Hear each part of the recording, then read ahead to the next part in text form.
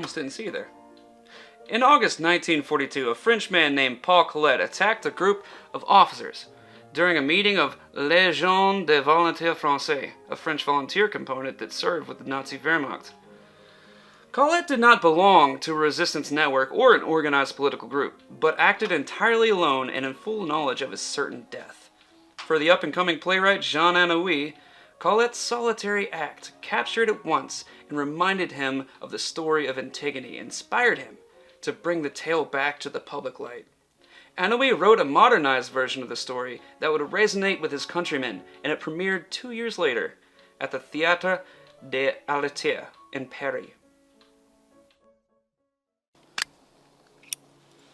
Anyway, as I was saying, the Nazis are fully aware of Anouilh's thinly veiled attack on the Vichy government, and they even attempted to immediately censor Antigone upon its initial release. Grenada!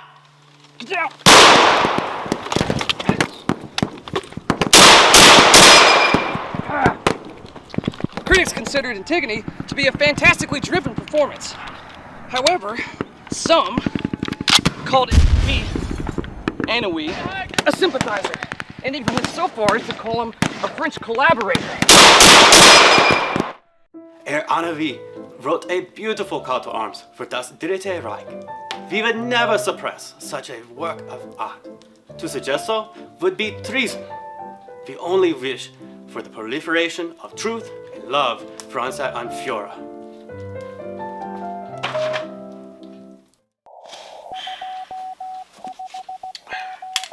For those of you who slept during 6th grade world history, Vichy Government is the common name of the French state headed by Marshal Philippe Pétain during World War II.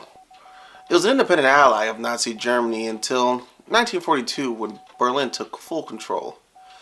The Vichy regime sought an anti-modern counter-revolution and demanded a return to the traditional lines of culture, religion, and embraced authoritarianism, dismissing democracy.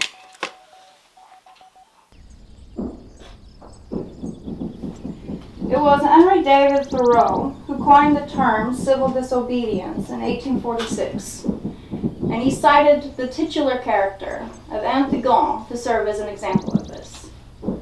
When Anouilh wrote his play, he did so to bolster the spirit of the French people, especially those serving underground who actively opposed the Nazi regime. In some humorous display of irony, some Nazi collaborators adopted his rendition of the tragedy as their own rallying cry for their own ideals. The philosopher Jean-Paul Sartre wrote of this, saying, Anouilh stirred up a storm of discussion with Antigone, being charged with on the one hand of being a Nazi, and on the other of being an anarchist. Just 6 months after Antigone premiered in February of 1944, the Allied forces made its way to Paris for its liberation. The Nazis were ousted from the city and the Vichy government were left in disarray. Although the ambiguity surrounding the nature of the play continued in the press, it was heralded by the public as a message to the resistance. Sit up for me. Jean Anouilh managed to adapt a 2,000-year-old play and make it accessible for 20th century audiences. Removed from Sophocles' world of antiquity and myth, Antigone finds herself situated in a modern condition, one where the lives of most people are dictated not by petty, unseen gods, but by petty, terrifying despots.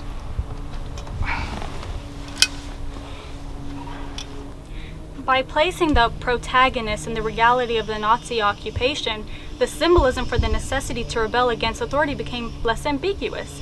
In this way, the contextual differences between the ancient and the contemporary worlds were attenuated, and the anachronisms of the ancient era were made clear.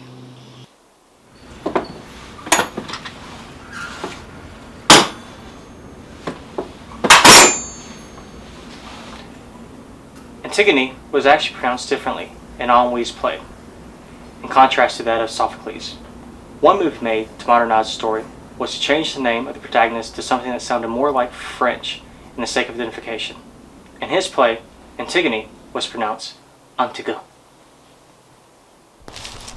Despite its controversial nature, Antigone's effects were felt throughout the country. The French underground rallied its members and initiated a series of coordinated assaults on the Nazi regime, and their assistance with the Allies was invaluable. In his memoirs, Dwight D. Eisenhower wrote, "The Free French have been of inestimable value to our campaign." Jean Anouilh's Antigone has earned its place in history as a symbol of resistance against the powers of tyranny and oppression. All right, we're here. Ladies? Vive la résistance!